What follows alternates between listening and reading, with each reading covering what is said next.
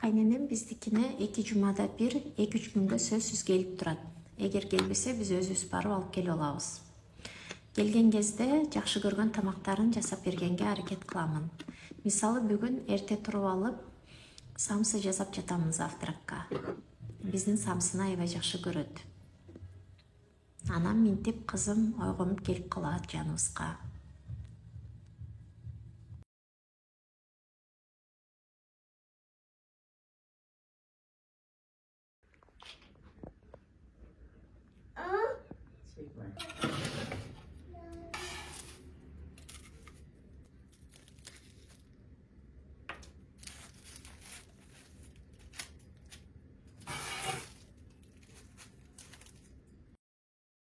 Мына ушундай түрктөрдүн сонун столу бар.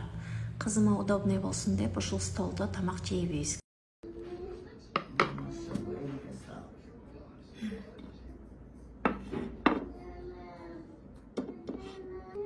Efendim?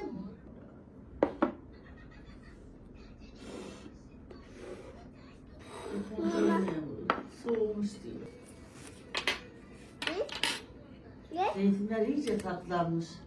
Tabağına koyabilirsin bu. Tabağına koy yani. Isık beкен. Getirmiş evet. Ama yut lütfen.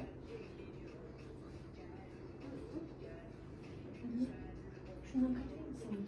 200 gram çok az kadar. Yeter, tamam.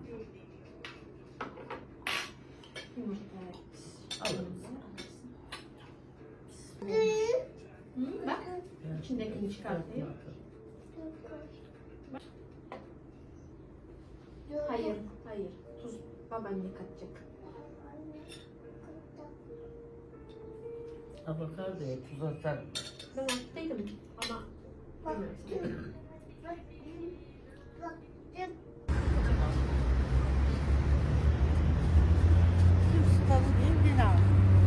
Şimdi su koyduğum adam. Sen tabağını mı? Onun soğuğu el keyfana. Yavaş, Nisu yavaş. Апашкам экөөбүз күн ичинде сөзсүз бир маал турецкий кофе жазап алып, ичип, коурашып отурабыз. Elleme dur. Бутуңду ал. Annem bir yudumlasın. Tamam mı? Vereceğim sana dur. Yudum yudum iç. Hepsini bir anda içmezsin. Koy buraya. Ha. Bak bizim su duruyor. Tamam mı? Bunu ağzını sil lütfen. Temiz iç. Ha. Elleme dur. Daha biz yudumlamadık. Başka içmeyecekti. O senin sadece, tamam mı? Yok başka sadece. Susamış benim kuzum. Sen susadın mı?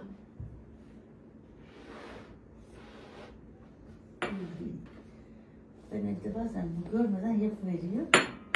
Fincanın içine. Hı. Azıcık da cezvede sıcak su küçücükte.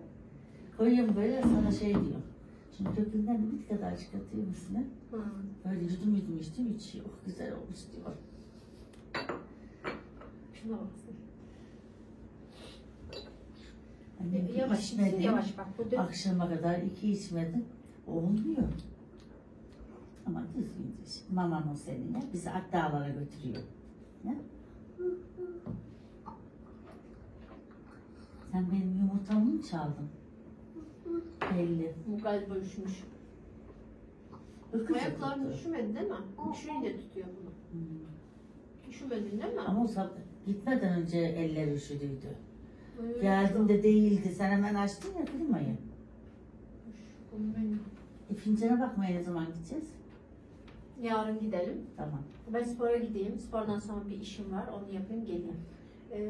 Saat şimdi zaten bu 1:30'dan önce giderim ben. Sen Tamam. bir şey yaparsın onu. Uyutursun. Uyuyorsun. Bana akşam Ben diyor. uyutup mu gideyim?